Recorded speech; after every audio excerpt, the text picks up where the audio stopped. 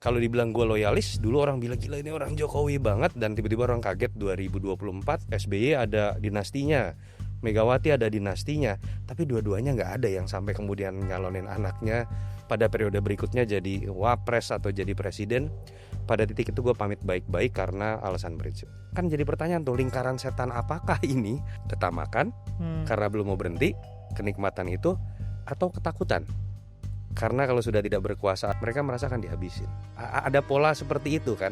Biasanya berganti rezim, dibuka kartu yang lama dengan sistem yang katakanlah bisa dibilang masih kotor. Siapapun punya borok nih, tinggal kapan dibuka, dan biasanya itu akan dibuka ketika mereka udah gak berkuasa. Pernah nggak kamu menolak klien? Pernah. Oke. Pak Prabowo.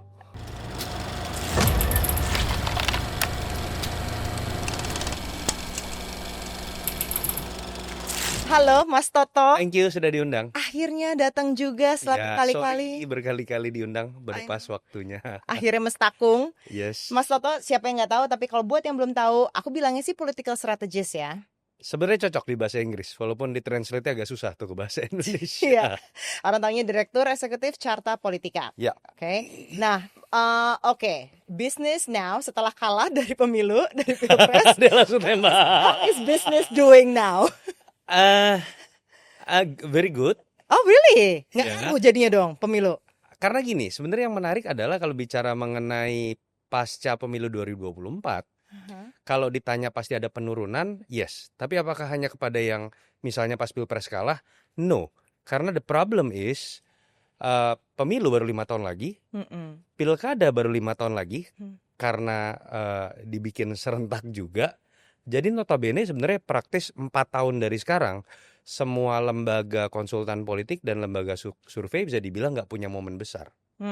Jadi problemnya nggak ada kaitannya dengan yang menang atau yang kalah pemilu. Oke. Tapi kalau pertanyaannya terus nganggur semua dong, Iya. lulus semua gitu yang namanya lembaga survei, nggak juga gitu ternyata. Kita ada survei 3 kali, misalnya tahun ini konteks survei nasional. Ada 3 misalnya kepala daerah yang kemarin kita bantu pada saat pilkada menang, minta dilanjutkan untuk semacam saya sempat jadi tim transisi. Ada juga di 2 daerah yang kita jadi tim perumus kebijakan, artinya pendampingan tetap jalan. Kalau ditanya lebih bagus atau enggak dibanding yang menang, I don't know, karena gue nggak nanyain ke mereka. But I mean tetap ada pekerjaan, tentu saja tidak dalam konteks panen seperti masa tahun pemilu atau tahun pilkada. Oke, jadi karena aku ngelihatnya kalau di Amerika Demokrat kalah, jadi Demokrat strategis ya ada tiarap lah sekarang gitu.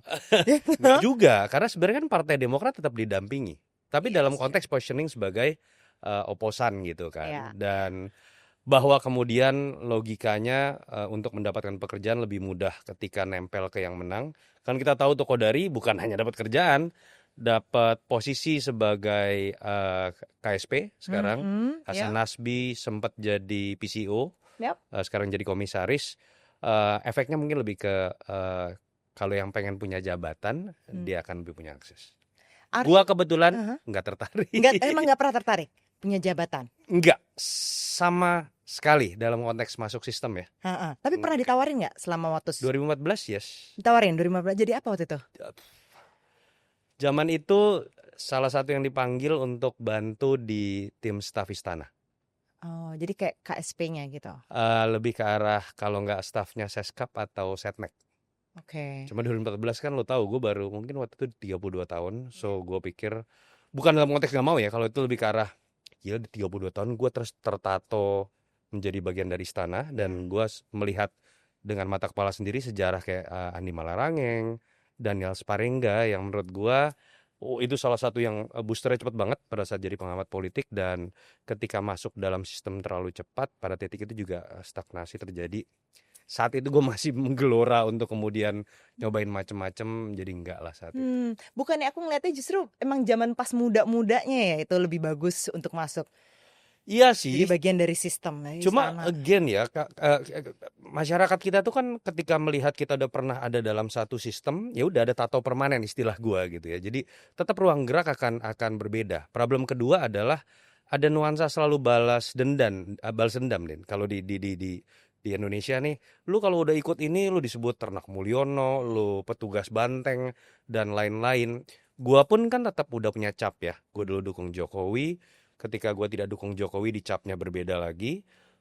Dan dalam konteks itu gue merasa mendingan jangan Ya. masuk dalam sistem yang bersaklek, apalagi masuk menjadi bagian dari istana. Gue milih enggak. Jadi 2014 waktu itu juga bantuin Pak Jokowi, 2017 bantuin Pak Ahok, Ahok, gue 2019 pengamat politik yang nggak bisa terlihat netral dalam ya. momen-momen besar seperti itu. You know me lah, Iya, kelihatan banget si Toto Jokowi banget nih, si Toto ngelawan Jokowi nih. bukan PDIP banget ya justru. Kebalik, karena kalau misalnya orang bilang gue PDI atau orang Ibu Mega, ya ini simpel ya. 2014 gue bantu Pak Jokowi. 2019 gue dibilang dekatnya dengan atau mendukung Ganjar. Konteksnya harusnya kan orang ngelihat 2019? Pak Jokowi. Iya. 2019. Jadi bukan PDIP-nya justru malah. Artinya kan sebenarnya kalau gue orang Ibu Mega, 2014 gue bukan bagian dari Jokowinya.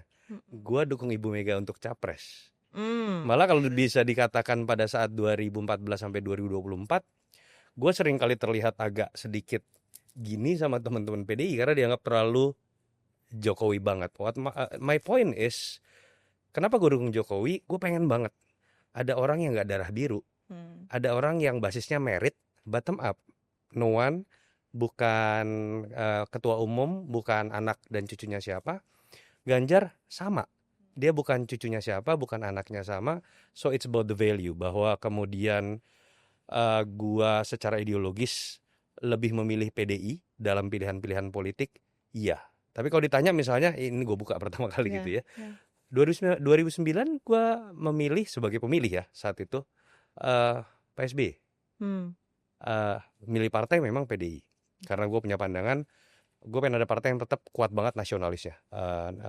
Abangannya tanda kutip gitu ya sebagai penyeimbang. Tapi di sisi lain dalam konteks pilihan pemimpin misalnya ada value yang menurut gue akan gue pertahanin. Mungkin orang nanti akan ngira kok si Toto tiba-tiba jadi biru, si Toto tiba-tiba jadi merah. So it's not about gue ikut siapa, it's about my value aja. Oke, jadi 2009 tuh milih Pak SBY. Milih, tapi gue I'm not a part of No, masih kuliah siapapun. dong. No. Gue lagi baru lulus S2, sudah di Carta, tapi masih sebatas jadi analis. Saat itu Carta masih dipegang Bima Arya. Oh. Dan Bima Arya part of tim ses Dewan Pakar SBY lah. Ya, Mendagri saat Ya. ini. 2004 udah milih dong berarti? Udah. Milih siapa waktu itu? Apanya nih? Presiden. Presiden SBY. Ya, aku juga. Kita Iya. Do you consider yourself a loyalist to a person then atau enggak to ideology kalau gitu tadi? Nggak mau. Gua nggak mau terlalu berat bilang ini ideologi ya. Value. Mungkin pada level value ya. Jadi kalau dibilang gue loyalis, dulu orang bilang gila ini orang Jokowi banget, dan tiba-tiba orang kaget 2024. 2023 walaupun gue baik-baik pamit ke Pak Jokowi bulan Agustus, dan gue menjelaskan alasannya kenapa.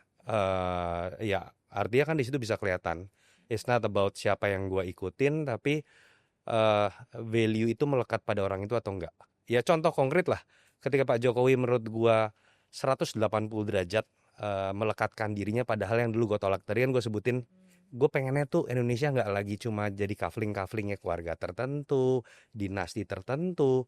Dan pada titik itu sebenarnya gue suka pasang diri gue untuk belak-belakan dukung Jokowi saat itu gitu ya. Kita tahu 2024 yang terjadi 180 derajat yang bahkan lebih ekstrim dibandingkan kalau orang bilang SBY ada dinastinya, Megawati ada dinastinya, tapi dua-duanya nggak ada yang sampai kemudian nyalonin anaknya pada periode berikutnya jadi wapres atau jadi presiden. Pada titik itu gue pamit baik-baik karena alasan prinsip. Dirimu kecewa nggak waktu itu ketika pilihannya akhirnya jadi seperti itu? Kayak what went through your mind? I guess that's the question. Sebetulnya udah tahu dari baru yakin bulan Agustus 2023. Gibran kalau nggak salah resminya Oktober ya dideklarasikan. Tapi saat itu naga-naganya udah terasa, dan kemudian kamu punya insider info juga lah. Bukan insider, gue saat itu almost every month gue ketemu dengan Pak Jokowi since 2014. Wow. Lumayan dekat Bahkan deket juga sama Mas Gibran juga lumayan deket. Deket nih as in like you can WhatsApp him directly. Pak Jokowi nggak punya Oh handphone. enggak ya, nggak punya ya. Tapi dipanggil atau kadang-kadang memang gue yang minta mau ngasih masukan ya hampir setiap bulan lah. Dan nggak susah kan ketemu Pak Jokowi itu? enggak, dan memang tertutup. Jadi saat itu kalau pertemuan kayak gua dan mungkin beberapa yang lain ya dalam konteks nggak akan kebaca tuh di jadwal-jadwal istana, ada istilahnya sendiri gitu ya. Jadi berempat mata minta masukan, dan ya kalau dikatakan kecewa, ya kecewa sebenarnya udah dimulai bukan saat itu aja, Din. Pada saat 3 periode. You remember isu 3 periode? Walaupun saat itu Pak Jokowi sih sampai terakhir kalau ke gua tidak pernah menyatakan it was coming from him gitu ya. Ya walaupun banyak perdebatan di situ, tapi andai kata iya saat itu gue udah merasa kecewa karena arahnya tidak mengagetkan bahwa dia sudah mulai melekatkan dirinya pada hal-hal yang dulu kita anggap kita pilih dia karena dia nggak punya itu. Dan hal-hal yang melestarikan kekuasaan, lalu kemudian nggak merit lagi, bicara mengenai keluarganya. Pada titik itu kalau dikatakan kecewa ya, tapi kan politik nggak boleh baper kelamaan juga. Dan harus diakui pada akhirnya kita harus melihat fakta politik. 58% menjustifikasi dan mengamini itu. Artinya ya gue harus lihat ini realita politik yang lebih dipilih oleh demokrasi kita. Kamu pernah nanya nggak kayak kenapa sih Pak gitu, kenapa Gibran gitu, pernah nggak nanya? Ini terus terang sampai pertemuan gue terakhir ya, gue lupa tanggalnya, tapi Agustus 2023 itu, di situ pertemuan gue terakhir malam-malam di Istana Merdeka. Saat itu kayaknya udah mungkin pakai baju mau istirahat ya, sampai jam 8 setengah 9 malam, jadi ngobrol lumayan lama. Dan saat itu perbincangan yang kita bahas itu, kalau pada titik itu Pak Jokowi belum setuju dengan Mas Gibran jadi cawapres. Dan bahkan Pak Jokowi saat itu minta gua untuk kemudian ngobrol deh sama Mas Gibran. Saat itu lagi bicara mengenai kemungkinan jadi di Jawa Tengah atau di Jakarta. Saran gue waktu itu Jakarta. Buat gubernur Karena Jakarta. Gubernur Jakarta. Walaupun tidak mudah juga karena isu politik dinasti Jakarta tuh lebih sulit ya untuk diterima. Tapi menurut gua karakter Gibran ya udah lu taruh aja di kota sekalian, dan kalau mau belajar as a stepping stone taruh di Jakarta. Dan Pak Jokowi saat itu setuju. Kalau pembicaraan dengan gua nggak tahu apakah itu sebuah kejujuran atau memang proses saat itu Pak Jokowi masih tahapan nggak setuju. Bahkan Pak Jokowi sempat sampai minta Mas Toto coba ngobrol dengan Mas Gibran, dan gua saat itu bilang kenapa nggak bapak aja gitu kan, beda Mas gitu kan, kalau dengan saya kadang-kadang malah bisa beda pendapat dan lain-lain. Jadi gua anggap saat itu dalam bentuk curahan hati yang jujur lah dari Pak Jokowi. Beliau pribadi tidak setuju, dan kemudian gua sempat ketemu Mas Gibran juga, ngobrol-ngobrol. Saat itu sih Mas Gibran tidak menyatakan keinginan juga untuk maju ya di cawapres. Ya tapi as time goes by tiba-tiba gitu, dan jadi ya sudah, dan gue konsisten untuk tidak mengambil posisi. Tapi dari ceritamu kayaknya di situ seakan-akan Gibran yang pengen loh. Kalau dari omongannya Pak Kan Jokowi teorinya gitu. banyak. Ada yang bilang Ibu Iriana, ada Iya. yang bilang Pak Jokowinya juga, ada yang bilang Mas Gibrannya. Itu tadi bapaknya bilang coba kamu ngomong sama anaknya. Iya kan? Yang mulai nggak ada yang tahu, siapa yang setuju juga nggak ada yang tahu. Tapi ya siapapun itu balik lagi. Gue sih tetap refleksi diri, dalam arti ketika gue sangat tidak setuju dan 58% mengamini, artinya kan kalau gue meyakini value gue benar, artinya ada sistem yang salah yang sedang berjalan, atau gue otokritik. Jangan-jangan penilaian gue tentang hal-hal ideal dalam demokrasi di Indonesia belum tentu benar juga. Paling tidak diamini lah. Tapi kan dirimu kan tiap hari bergaul sama politisi ya. I would imagine you can call someone's bullshit. Iya gak sih? Iya. Like you can read between the lines gitu loh kalau sama orang politik. Ini konteks Pak Jokowi atau siapa nih? Konteks Pak Jokowi lah, maksudnya di situ kamu bullshit lo ya gitu. Dalam konteks perbincangan terakhir, ya. Jujur gue merasa di situ ada sesuatu yang dari dalam hati gue. I know beliau seorang pemain politik yang jago. Kalau nggak jago dia nggak menang berturut-turut dan tidak pernah kalah.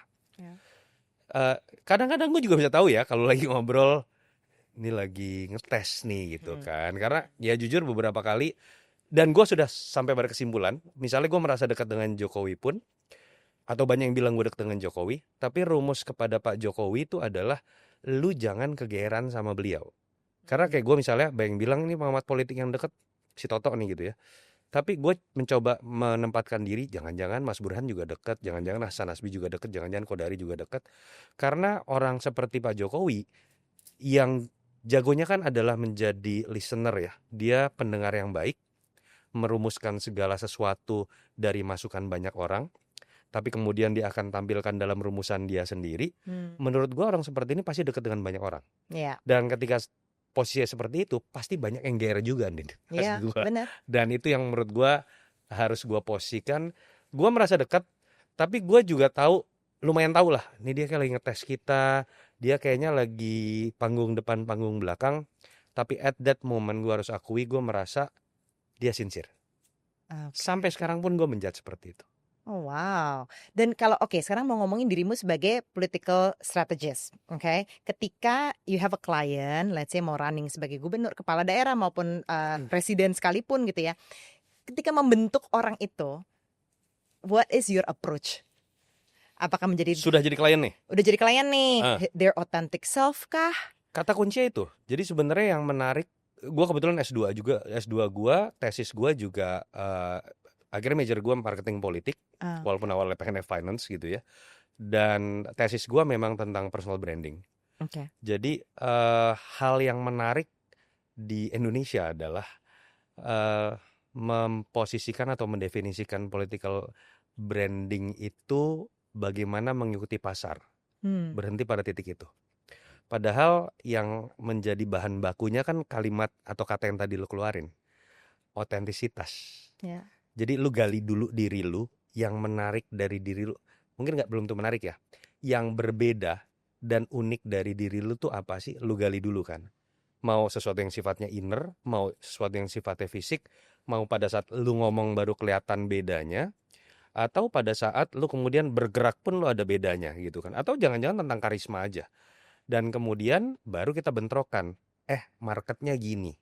Harus ada modifikasi dong. Ini satu contoh konkret deh. Gue punya calon setelah Jokowi menang 2012 dengan kotak-kotak, inget kan ya? Pertama kali menjawab Jokowi Ahok. gubernur ya, Jokowi Ahok. Itu gue ada klien dari Sumatera yang dia langsung minta, Tok, aku pengen dibikinin baju kotak-kotak juga. Gue bilang, Pak, itu ada filosofinya, nggak harus kotak-kotak.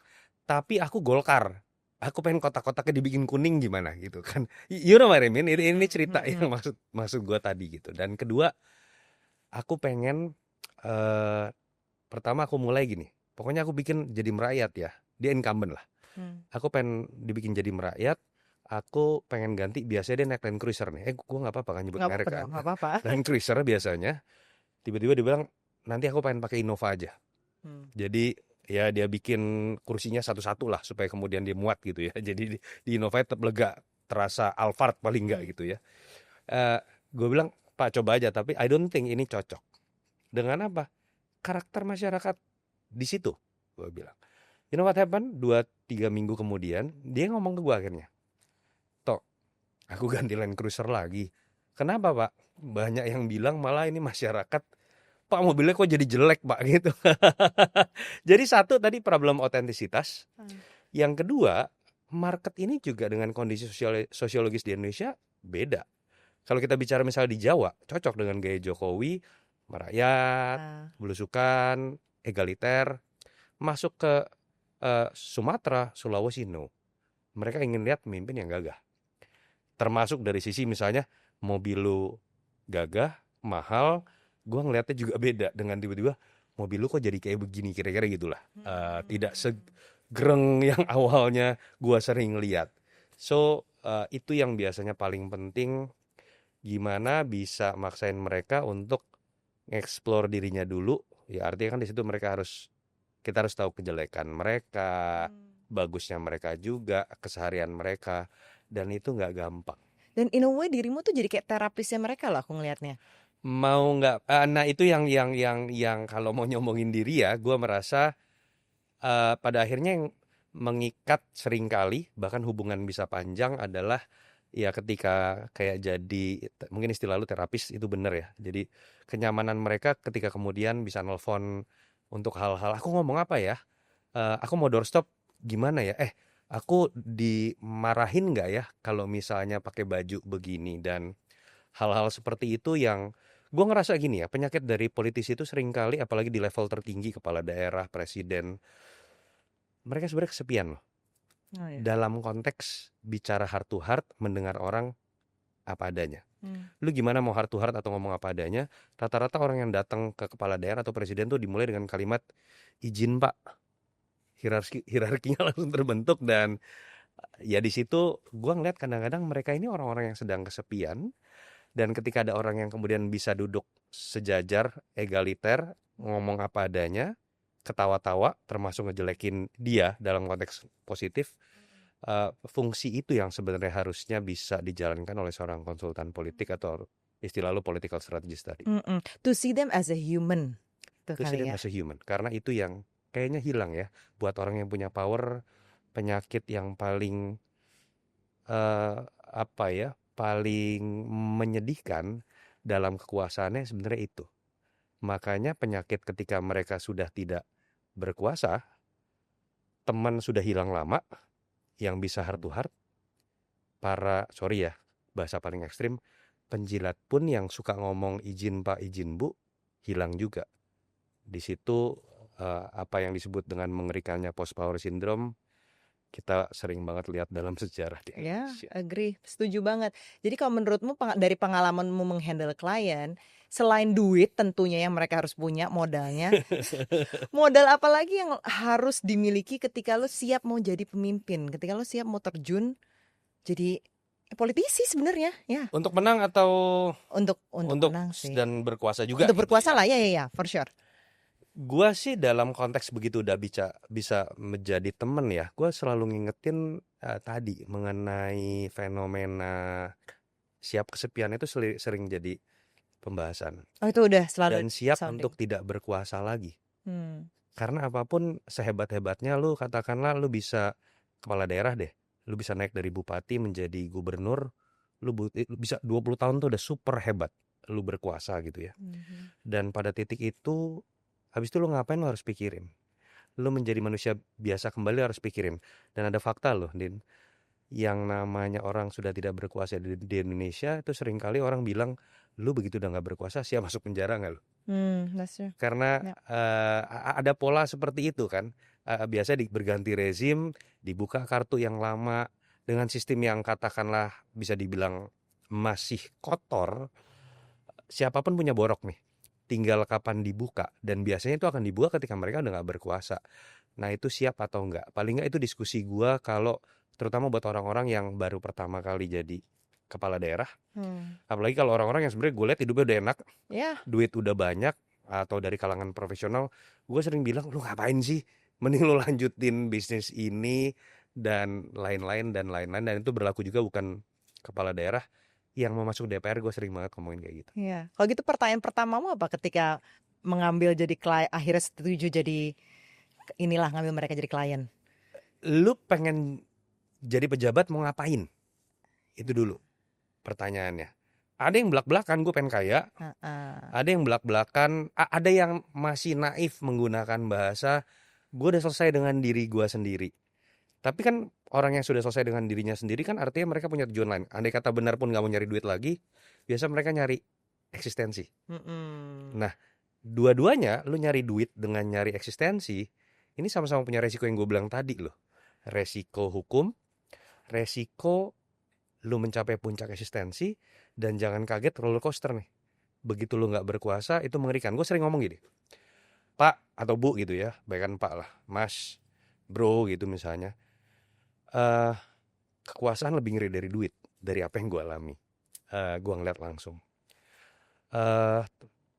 ketika lu punya duit dan lu tiba-tiba kemudian drop duitnya atau misalnya bangkrut pun, dibandingkan dengan lu yang berkuasa atau tenar banget dan kemudian lu tiba-tiba hilang.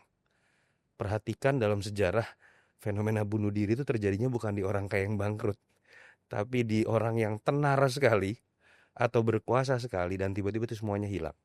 Dan artinya ini sesuatu yang efeknya roller coasternya ini lebih tinggi.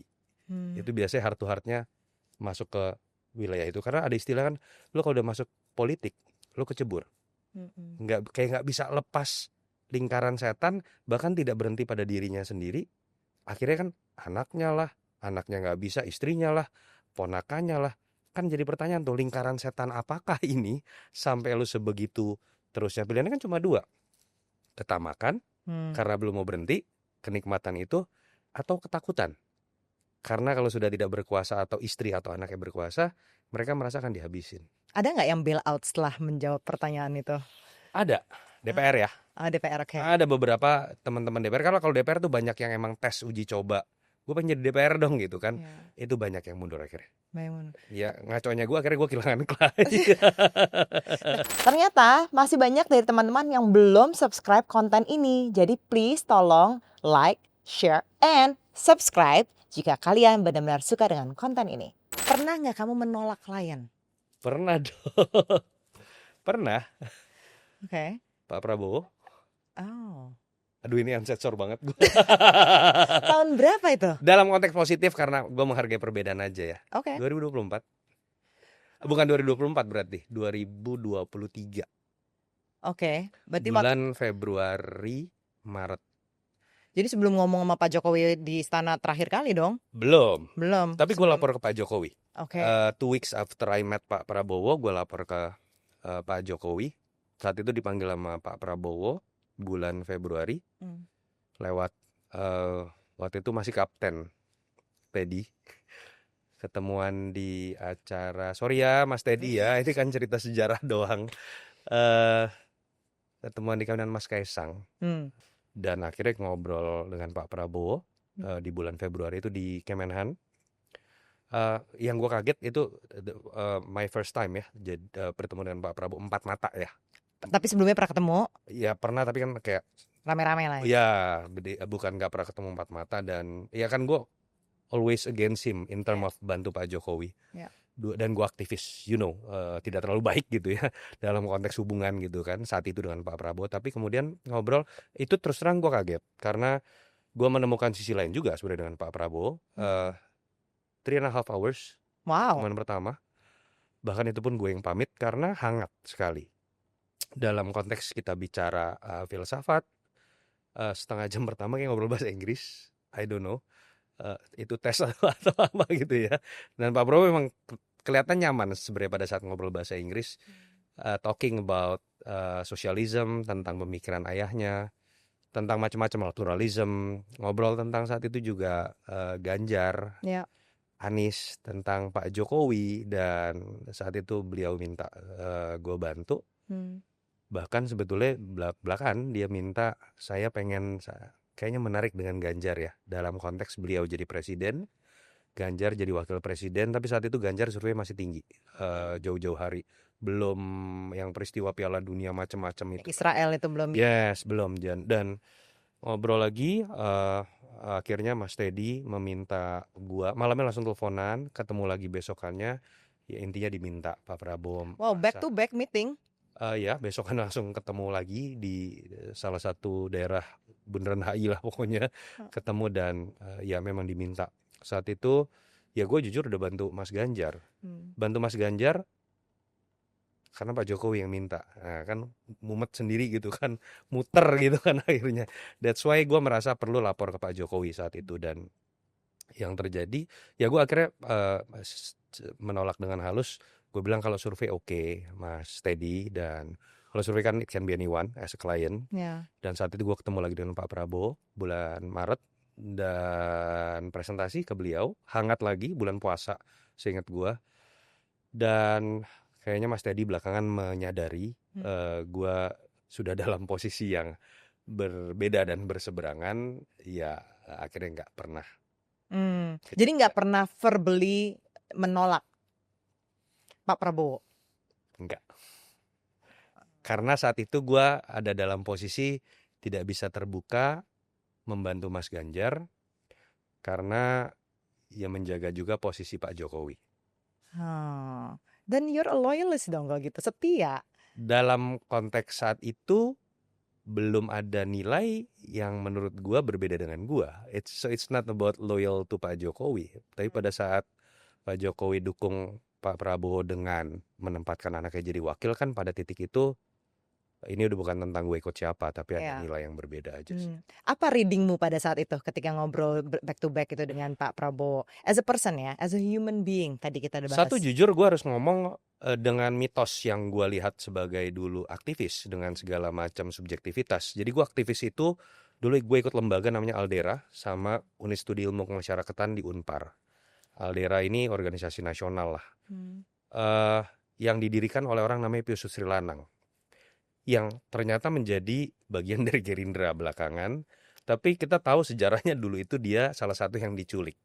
Dari situ kan my subjektivitas seperti apa gitu ya. Dan pada saat ketemu dengan Pak Prabowo, gue kan tadi hanya dengan mitos dan subjektivitas sebagai aktivis. Yang tadi gue bilang, jujur jauh lebih humanis dibandingkan yang gue kira, karena ya mungkin 3 jam setengah hangat, 4 mata, lu kebayang gak sih 3 jam setengah ngobrol filsafat, ngobrol negara, ngobrol Jokowi dan lain-lain. Banyak ketawanya gitu. Gue ditawarin kopi Hambalang, penasaran juga. Walaupun agak beda selera sih Pak Prabowo, mohon maaf banget karena saya kopi pahit. Kopi Hambalang ternyata ada manisnya gitu, kopi susu kalau kemarin gue cobain gitu dengan gelas kecil. Ya dia harus diakui orang yang banyak banget baca buku. Karena dia mulai dengan diskusi yang mendalam. Tapi terlihat juga, boleh ya kritis dikit Pak Prabowo, beliau lebih kuat dalam mindset, tapi agak tidak aktual. Jadi perkembangan aktual kalau gua baca saat itu agak sedikit. Bukan orang yang misalnya ngikutin berita online, sosmed, Ini tentang Indonesia atau geopolitics? macam-macam. Bicara geopolitik, bicara tentang Indonesia, bicara tentang elektoral. Aku kira dia update banget loh kalau soal geopolitik. No. Tapi bicara mindset harus diakui nih orang kelihatan dari kecil baca buku, ya tentu saja anak Pak Sumitro. Banyak bercandanya jauh lebih apa yang gua kira ya, karena gua mungkin punya subjektivitas lebih ini gitu. Dan di situ gue akuin kalau berbicara mengenai dia dan Jokowi, dia pada pembicaraan itu ya, we don't know right now. Dia hormat sekali dengan Jokowi. Dalam konteks saat itu beliau menyebutnya guru politik memang, the maestro. Dan sincere ngomongnya. Dan sincere. Gua merasa, nah ini satu yang lebih humanis ya, lebih bisa membaca Pak Prabowo apa adanya dibanding Pak Jokowi. Pak Jokowi orang yang lebih bisa memainkan panggung depan, panggung belakang. Kalau menurut gue Pak Prabowo lebih apa adanya, makanya, dan itu kelemahan dia juga akhirnya ya. Kelebihan dan kelemahan, makanya kalau debat emosinya lebih kelihatan, kalau nggak nyaman kayaknya mukanya lebih kelihatan. Pak Jokowi kan the poker face. Lu susah untuk tahu. Jadi interviewer gue yakin tuh kan tidak mudah mewawancara Jokowi dalam konteks mengulik. Dengan Pak Prabowo menurut gue mungkin hipotesanya lu potensi dimarahin dia lebih gede. Ya tapi karena dia apa adanya gitu kan. Tapi lebih menarik dalam konteks. Lebih ekspresif juga kan. Yes. Jadi ya gue harus akui ada beberapa hal yang positif juga. Gue lihat jauh lebih humanis. Memang dia mendalam. Gini. Dia punya mindset yang sangat kuat tentang arah yang dianggap benar. Very strong. Dan itu menurut gue yang menyebabkan gue gak terlalu kaget ketika dia memimpin dengan semua kontroversinya, plus minusnya. Orang agak kaget. Karena gila ya. Dia ditabrak apa yang dia percaya. Walaupun menurut ekonom salah, menurut ini salah.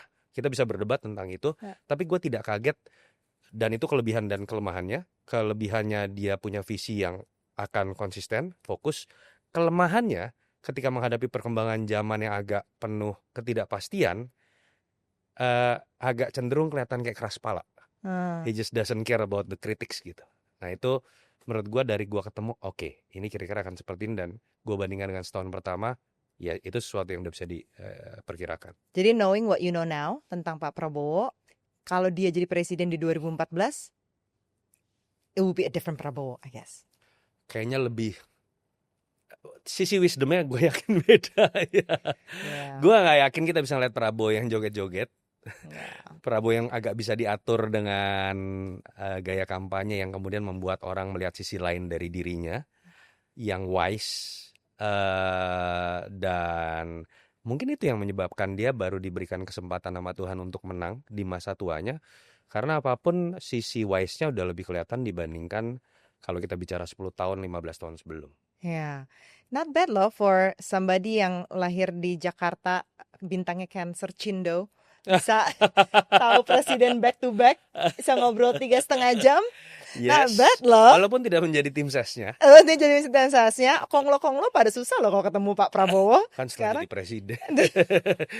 Gue juga belum ketemu kok sampai sekarang. Terus kamu pernah kepikiran nggak sih waktu masih kecil gitu pengen ya masuk ke dunia politik ini? Enggak, tentu saja as a Cindo.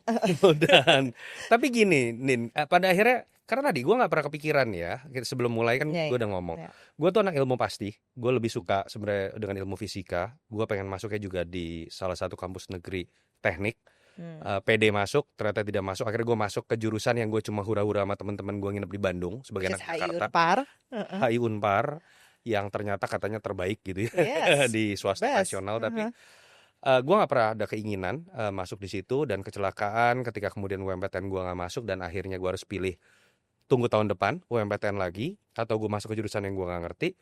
Masuk dan semester pertama gue langsung IPK bagus, gue langsung jadi aktivis, tukang demo. Di situ gue merasa kok bisa ya, padahal gue kecelakaan dan nggak pernah punya keinginan.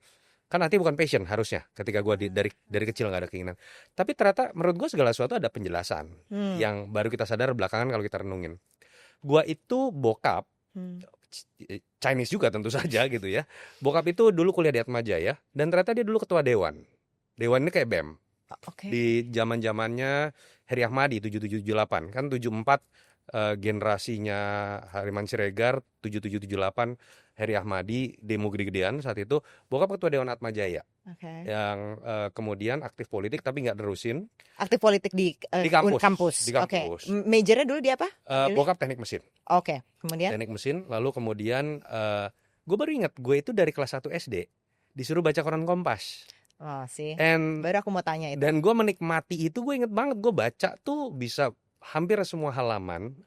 Bukan hanya olahraga ya, gue olahraga pasti lah nama anak cowok. Tapi gue baru sadar pada saat SD, SMP, SMA nilai geografi gue, apa dulu namanya PSPB, sejarah gitu ya, itu bagus. Dan gue baru inget, iya ya, gue tuh kalau lagi di SD bahkan pertanyaan tentang presiden siapa gitu, misalnya Corazon Aquino misalnya, atau ibu kota, itu gue hafal tanpa menyadari gue jago di situ.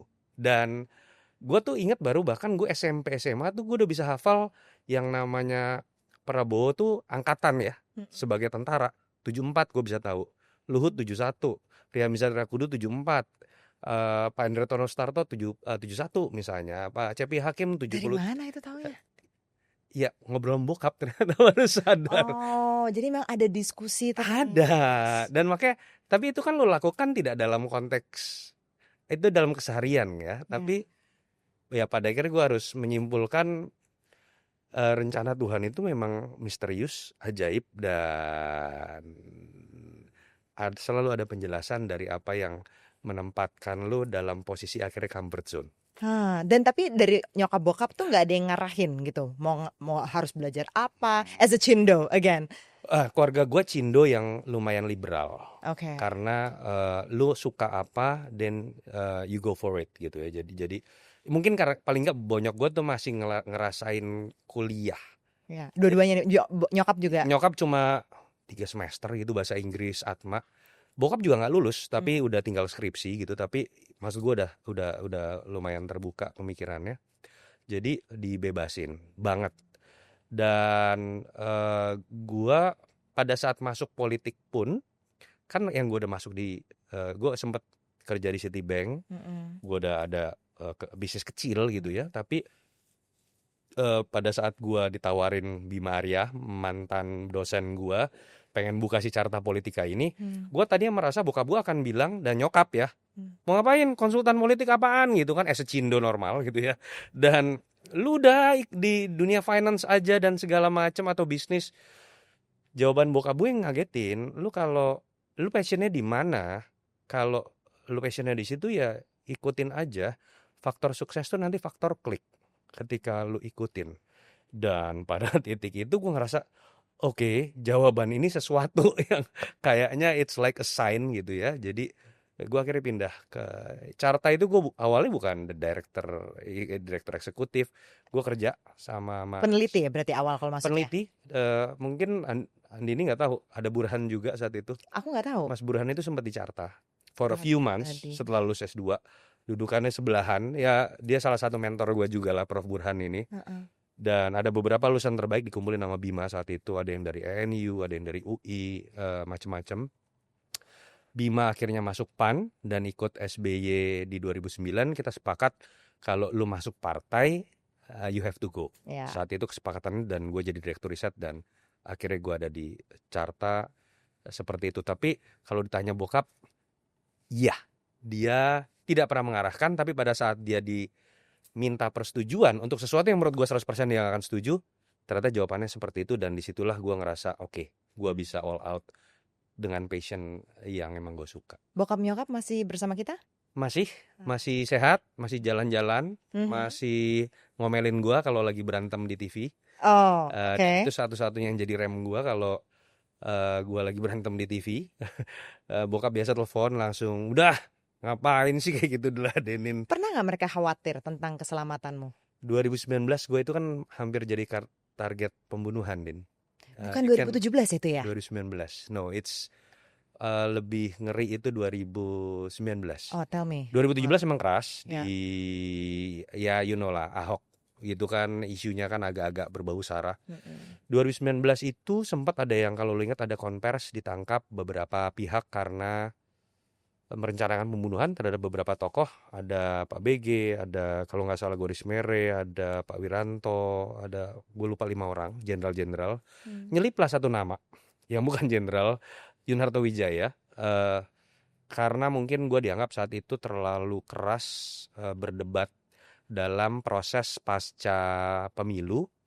Karena gue sekjen Perhimpunan Asosiasi Lembaga Survei, Persepi. Saat itu gue banyak muncul di TV, berdebat lah dengan keras. Mungkin ada pihak yang gak suka. Dan saat itu akhirnya gue dijadiin target. Gue sempat 3 minggu dijagain 7 densus anti teror. 2 nempel di gue, tapi gue minta jangan nempel. Gue minta di mobil belakang yang gue gak sadar. Bukan gue gak sadar, jangan terlalu kelihatan. 3 di kantor, 2 di sekitar rumah. Yang gue minta jangan nempel di rumah karena gue gak cerita terbuka sama istri dan anak gue. Gue hanya bilang lagi ada agak teror lah. Tapi kan mereka tahu dari berita. Jadi gini, saat itu cuma lembaga survei ceritanya mau diteror. Dan itu biasa ya dalam konteks pertarungan politik. Tapi kemudian jadi gue dijagain. Gue udah curiga nih. Karena yang ngomong langsung Pak Tito Karnavian saat itu Kapolri. Kapolda Metro Pak Gatot saat itu, Mas saya kirim orang. Gue pikir Brimob cuma 2 orang di kantor, kan biasa ya.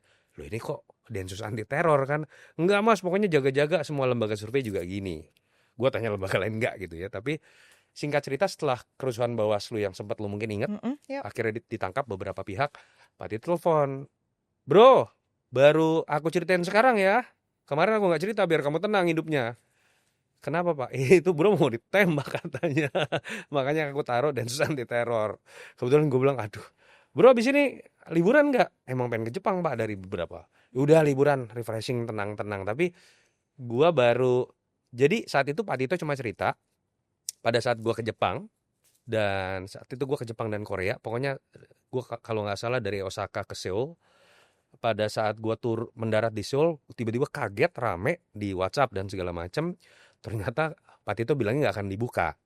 Ternyata konferensi pers, mungkin karena kebutuhan dari kepolisian, disitulah dibuka tentang nama gua dengan semua kronologis. Jadi gua pun nggak tahu detail, dan akhirnya keluarga tahu detail. Jadi kalau pertanyaan lu trauma, ada banget. Oh wow. Karena hal yang nyata sempat terjadi di 2019. That's why Din, gue itu 2024 sebetulnya bulan Oktober atau November ya, sampai Februari pemilihan, gue tiarap. total. Gue tidak bermain sosmed, gue tidak muncul di TV. Walaupun orang bilang gue bantu Ganjar, tapi lebih kepada behind the scene. Kalau dibutuhkan, gue datang, gue kasih masukan, that's it. Because of that trauma. Jadi bisa dibilang sebenarnya 2024 gue agak vakum dalam konteks tampil dibandingkan 2014, 2019 atau Pilkada DKI. Itu lebih karena dirimu atau lebih ke mikirin keluarga? Keluarga. Pada akhirnya ya, umur tidak bisa berbohong. Nyali berkembang menjadi sebuah hal yang berbeda. Ego tampil, ego merasa keren, mempertahankan prinsip, mulai terdiversifikasi menjadi tanggung jawab sebagai seorang ayah, suami, dan mencari ketenangan. Jujur ya udah kepala 4 juga gitu kan, pas 2024. So ditanya takutnya ada. Gua nggak bisa ngomong nggak ada. Dan apakah menyesal tidak terlalu tampil 2024? Enggak. Berarti 2024 less turbulence, personal life.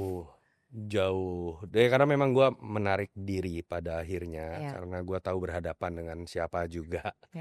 Dan nyali memang sudah berubah. Ya, dan jujur gue kan semenjak 2018, 2017 gue ada banyak kegiatan yang lain di luar politik.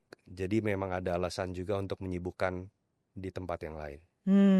Can you really make money as a political strategist di Indonesia? Yes, gue nggak munafik karena pada dasarnya kalau kita bicara misalnya lembaga survei saja yang bisa dikatakan menguasai market, survei riset bisa dihitung jari. Yang kredibel. Ya, nama-nama besar kan tidak banyak ya. Jadi bisa dikatakan dengan market yang besar, dan ini kan ilmu baru dalam politik di Indonesia, ilmu yang menggunakan sains, survei, riset. Dan pemainnya dia lagi yang memang orang kenal di TV, yang memang punya networking. Pada akhirnya tentu saja secara profesional kita menikmati itu. Oke. Aku mau bahas soal tren, karena ini yang lagi dilihat kayaknya nggak hanya di Indonesia tapi juga globally, di mana kayak podcast gini orang tuh bisa sampai 3 jam, 2 jam, dan politisi yang duduk. Yang akhirnya kita kayak jadi tahu dia siapa. Waktu Trump lah. Trump kan demen banget tuh ngobrol sama podcast bro. Silakan minum. Tapi kita nggak dapet itu di Kamala. Makanya kayak Kamala tuh nggak laku lah gitu selama itu kan. Terus sekarang Bernie Sanders. Bisa ngomong. Indonesia justru aku ngeliatnya KDM loh. Kamu ngeliatnya gimana? Iya, pada akhirnya gini ya. Kita nggak bisa ngelawan sebuah fakta dalam kecepatan perkembangan dunia digital, even AI right now. Ada era yang disebut post-truth. Yes. Lu nggak bisa lagi ngomong sekarang. Bahan dasar yang paling utama adalah substansi, materi, program, dan kualitas dari kepemimpinan. No. Karena masyarakat yang rasional pun, pemilih yang rasional pun, bukan hanya di Indonesia loh. I'm talking about even US. Lu karena tiap hari kita berhadapan dengan handphone kita dan ribuan bahkan puluhan ribu informasi yang kita nggak bisa bedakan lagi mana noise, mana truth, mana hoax, dan lain-lain. Pada akhirnya siapa yang bisa membangun persepsi terbaik dengan algoritma yang sempurna, dialah yang kemudian akan dipilih. Dan itu yang sekarang akhirnya menjadi sebuah perlombaan, termasuk apalagi kalau kita bicara Indonesia, yang tingkat filteringnya masih lebih dangkal lagi kalau kita bandingkan dengan US. Jadi gue nggak bisa nyalahin ya orang-orang yang kemudian merasa kita bikin letupan dulu supaya kemudian orang melirik ke kita dulu, supaya orang tertarik dengan kita dulu. Jadi kalau umpama lu bikin sebuah sinetron, nggak harus yang jalan ceritanya yang paling berbobot yang kemudian akan laku, tapi letupan-letupan yang membuat orang merasa ikut serta di dalam sinetron itu, ikut dalam alur cerita itu, yang kemudian kan sisi emosional akhirnya yang terbangun gitu kan. Dan itu yang menurut gue coba dibangun oleh orang seperti KDM, Ibu Shirley misalnya di Maluku Utara. Kita bisa berdebat mengenai program lu apa, kok kontroversial program lu, tapi kok view lu gila ya, kok tiap lu muncul orang dengerin ya. Mereka berhasil membangun itu. Dan apakah salah? Enggak juga. Minimal jasa mereka membuat orang yang tadinya apolitis, nggak mau baca berita politik, ngelihat konten politik, menjadi mau ikut serta. Walaupun belum tentu bobotnya nih. Nah, tapi jangan sampai berhenti sampai di situ dong. Nah, Masyarakat awam biarkan terbawa dengan isu seperti itu. Paling tidak kita bisa membawa masyarakat awam yang bodoh amat tentang politik, nungguin aja beras, nungguin aja 200.000 perak kalau lagi kampanye. Ya. Enggak, mereka masuk ke wilayah itu, ya udah, biarkan dialektikanya orang-orang yang merasa dirinya lebih pinter, intelektual, aktivis, dosen, imbangi dong. Ketika mereka sudah jadi primadona, kritik. Kok nggak ngapa-ngapain lu? Cuma nangis-nangis, cuma kemudian bikin konten yang heboh, berantem sama ini dan lain-lain. Jangan kalah dong keriuhannya. Jadi kalau menurut gua, yes, banyak yang bisa kita kritik dari sosok-sosok seperti itu, tapi ketika mereka tetap dicintai tanpa bobot, yang salah menurut gua kaum intelektual gagal merespon dan mengimbangi hal-hal yang harusnya mereka isi. Apa karena mereka jadi otentik? Tadi kita bahas soal authenticity. Pada akhirnya mereka membangun, belum tentu otentik sebenarnya sih, Din, kalau Masa mau sih? jujur. Masa sih? Menurut gua belum tentu otentik. Ada hal-hal yang menurut gua mungkin juga didasari pada sebuah kesadaran terhadap market dulu. Jadi kayak Donald Trump tuh belum tentu dia otentik Kalau gitu. I mean it's different case, Oke. every case akan beda ya. Iya, iya. Donald Trump menurut gua otentik. Oke. Tapi ketika lu berbicara mengenai otentisitas orang Trump, itu juga menurut gua ada batasannya. Contoh, kalau lu bicara misalnya dia dengan kegilaan dia membuat kebijakan, ngancemin tiap negara dengan perang tarif, baik itu jilid 1 2016 atau sekarang, gue selalu bilang ada sisi kepentingan buat Amerikanya secara hitung-hitungan politik dan hitung-hitungan ekonomi. Di situ menurut gue dia otentik. Dia sebagai ultranasionalis, dia lakukan itu, dia nggak peduli. Tapi di sisi lain menurut gue ada sisi dramanya juga. Ketika menurut gue Donald Trump ini ideolog atau pedagang. Ketika dia membuat kebijakan yang gila. Gue selalu mengatakan dalam political outlook, terutama depan investor, Trump ini nggak usah lo takutin. Karena Trump ini polanya kalau kita baca 2016 akan menyeramkan di tahun pertama. Tahun kedua, ketiga kita akan melihat sebuah normalisasi. Baik ketika kita mulai terbiasa dengan kegilaan dia dan kita mulai terbiasa menghadapinya, atau dia yang menormalisasi dirinya sendiri. Why? Dia bukan ideolog, dia pedagang. Jadi beda dengan kalau lu bicara di US, Reagan. Reagan tuh ideolog, neolib sejati-sejatinya. Lu bicara yang lebih ekstrim, sosok fasis seperti Mussolini, Hitler, itu ideolog. Yang dia ketika bikin kebijakan gila, dia nggak peduli apapun kondisi empiris dan siapa yang menentang, dia tabrak. Trump ini pedagang yang sedang mengejar harga tertentu. Jadi kira-kira menurut gue yang sedang dilakukan oleh Trump adalah dia pengen ngejar harga 500 perak sebagai pedagang, dia buka harga 1.000. Dia tahu akan ditawar 300, dia tawar lagi 450 perak, ketemu di angka 500. Because he loves making a deal. Yes, pada akhirnya yang sedang dia lakukan dengan kebijakan gila, itu supaya ada perjanjian bilateral, ngobrol yuk, masing-masing kita empat mata, akhirnya ketemu di titik tengah. Dan itu yang kita lihat dalam beberapa bulan terakhir. Nah artinya kan kita masuk ke pertanyaan lo tadi, ada dua sisi nih. Di satu sisi dia sedang mengeluarkan otentisitasnya dengan pemikirannya, tapi dia juga sedang melakukan sebuah drama pada level tertentu sebenarnya. Kalau di Indonesia, kayak tadi contohnya ya, udah Deddy Mulyadi deh paling gampang. Kang Deddy orang yang menyadari gubernur itu nggak bisa ngapa-ngapain. Gubernur luar Jakarta ya. Emang nggak bisa ya ngapa-ngapain? Karena gubernur itu sebetulnya kan otonomi kita itu ada di level 2. Bupati dan wali kota. Ya. Gubernur itu fungsinya hanya supervisi dan koordinasi, perpanjangan pemerintah pusat. Makanya nggak salah kalau ada orang mengatakan gubernur kenapa nggak sekalian dipilih presiden aja, karena fungsi dia agak lebih kuat di situ. Jadi dalam konteks itu gubernur emang nggak bisa ngapa-ngapain, kecuali Jakarta, karena Jakarta itu khusus dan dia wali kota dia yang pilih, tidak dipilih oleh masyarakat gitu kan. Dalam konteks itu dengan keterbatasan yang ada, disitulah menurut gue Kang Deddy menyadari gue harus menjadi superstar dulu nih. Sehingga punya legitimasi lebih di hadapan bupati wali kota, di hadapan masyarakat, karena jabatan gue banci posisinya. Dan kemudian dia lakukan itu.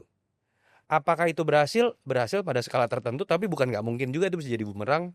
Bupati wali kota bisa dia nggak seneng loh sama dia gitu ya, karena seringkali jadikan contoh untuk kayak nunjukin lu salah gitu ya, dan di depan kamera dan lain-lain. Tapi ya menurut gue ada kesengajaan yang sudah dia hitung resikonya Gua sih meyakini Kang Deddy ngerti algoritma, Hmm. tim risetnya kuat, dan dia punya energi yang nggak kalah dengan content creator. Karena kalau kita lihat frekuensinya, menurut gua kalah, Din. Content creator dia sehari kayak bisa bikin 2, Iya. paling nggak minimal 1 4 video. video YouTube kayaknya deh. 4 video YouTube mungkin gitu Heeh. ya. Content creator paling 1 atau 2 gitu kan. Iya. Jadi Iya. menurut gua ya memang dia punya kesadaran tentang itu. Wow. Oke. Ada nggak? Ini balik lagi soal klien yang tadi aku skip nanya. Yang paling clingy, kayak nggak bisa hidup tanpamu gitu. Dikit-dikit hai, hai gitu, you know.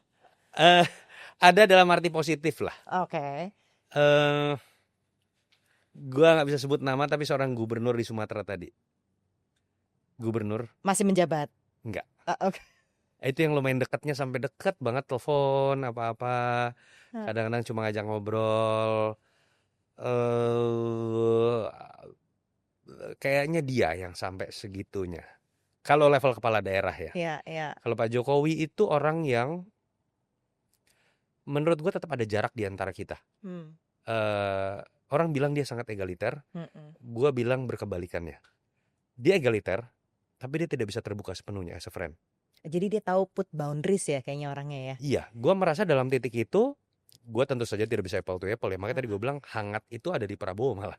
Iya. Walaupun sekali ketemu, karena lebih kayak, wah apa adanya gitu. Pak Jokowi itu, lu calm, nggak ada tingkat emosi, tapi di sisi lain lu sadar kayak masih ada tembok ya. Kayaknya ada yang belum dia ceritain gitu kira-kira gitu. Iya. Atau kayaknya ke gue nggak diceritain, kalau ke yang lain ceritain nih. Atau kebalikannya gitu. Karena kehebatan dia kan di situ. Dia bisa memposisikan si A adalah orang yang akan gue ajak diskusi mengenai ini, si B berbeda, Ah, si C berbeda lagi. kayak kamu tuh harus nulis buku loh. Ya, tertarik, tapi Iya, kita butuh loh pada cerita-cerita seperti ini. Cerita-cerita behind the scene seperti ini yang sebenarnya pengalaman yang jadi pelajaran banget for everyone. iya banyak untold story sih yang menarik sih dari pengalaman jadi political strategist tuh menurut gue emang priceless. Ada nggak yang kamu bisa bagi yang di uncensored ini yang belum dibagi? Tadi udah banyak. Udah banyak ya sebenarnya ya. Tadi banyak yang belum diceritain di tempat lain kan? Banyak banget. Yang tentang Prabowo itu kan gue juga bingung pas keluar dari mulut gue yang pernah ditolak Pak Prabowo itu gue baru cerita. Oh wow. But you know what? Aku pengen banget one day kamu bisa ngeluarin buku karena I think Indonesia butuh that political strategist yang bisa bertutur, which is kamu bagus banget as a narrator. Dan pengalaman ini harus dibagi dong. Masa kita lihat Burhan lagi, Toto lagi, there has to be like ada lagi. Gue ada satu hal gini sih, Indin. Sesimpel gue merasa sekarang nuansa konfliktual masih tinggi. Masih sih. Lu kalau nggak ikut si ini, ikut sini yang tadi gue bilang ya. Termul lo, banteng lo dan lain-lain.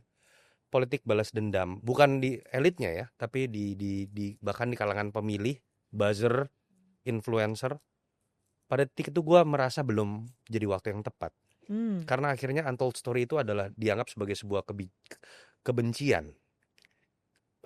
Itu juga satu hal yang menurut gua nggak bisa bikin negara kita maju nih, terutama dalam politik kita. Udahlah hipokrit. Kita nggak terbiasa dengan keterus terangan, ke apa adanya. Kita terbiasa dengan kalimat-kalimat indah, makanya santun dong, sopan dong, dan ya kita lihat orang-orang seperti Lee Kuan Yew itu yang marah dengan otentik. Ahok marah dengan otentik. Dan pemimpin-pemimpin besar lain gitu ya. Dan menurut gua kita agak hilang di situ. Kita berharap para pemimpin kita santun, tapi di narasi yang ada dalam sosmed kita lihat betapa kasarnya kita. Itu yang menurut gua susah buat kita maju. Apa yang membuat dirimu hopeful terhadap Indonesia? Jawabannya nggak mudah terus terang. Dengan berbagai macam hal yang gue tahu dengan semua perkembangan ya, dan kekecewaan gue dengan orang yang gue harapkan bisa menjadi pendobrak dari sistem yang lama yang nggak menghargai merit system, yang memberikan kesempatan buat siapapun. Jujur gue sempat bukan hanya pesimis, putus asa. Pada akhirnya gue merasa pada saat 58% mengiyakan, gue yang nggak cocok. gue yang salah mendefinisikan, gue yang naif gitu kira-kira bahasanya. Tapi every time you go to daerah-daerah, melihat langsung yang namanya, ini gue baru datang ke satu daerah di Kalimantan, daerah kaya, Hmm. tapi ternyata yang belum punya air bersih masih ada. Yang kemarin ketika kemudian gue diceritain baru dibuka dapat saluran air baru, air bersih, tiba-tiba ada ibu-ibu teriak nangis dengan mengatakan ke bupatinya yang baru menjabat lagi, "Pak, saya 80 tahun merdeka baru sekarang Pak ngerasain air bersih." Dengan hah, gua walaupun gue udah sering dengar cerita di situ gitu ya, tapi kadang-kadang lu kembali ke Jakarta kan lu lupa lagi sense of it gitu ya. Jadi gue mau mengatakan apa yang bisa membuat gue tetap optimis, tapi menurut gue lebih kepada gue harus optimis. Karena kalau gue membiarkan ya udah Indonesia seperti ini dan kita nikmati saja, kasihan sekali akan yang banyak kemudian jadi korban. Gue harus optimis, apalagi gue ada dalam posisi yang Tuhan kasih, gue ada di jantung nih. Walaupun bukan orang yang berkuasa, I know banyak sekali orang punya jejaring, bisa kasih influence, kecil atau gede.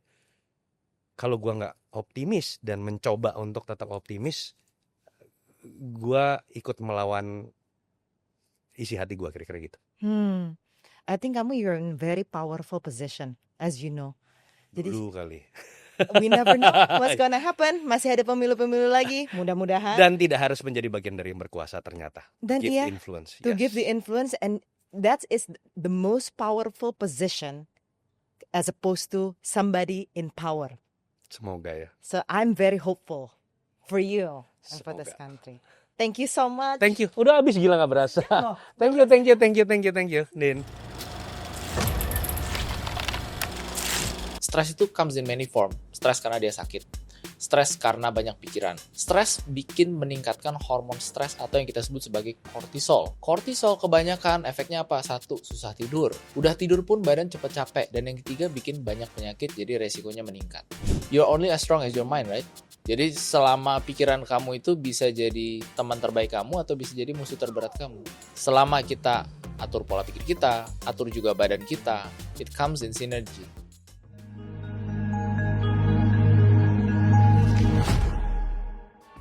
Makasih udah nonton, tapi ternyata nih masih banyak loh yang belum subscribe. So please subscribe, like, and please share kalau kamu suka dengan konten ini.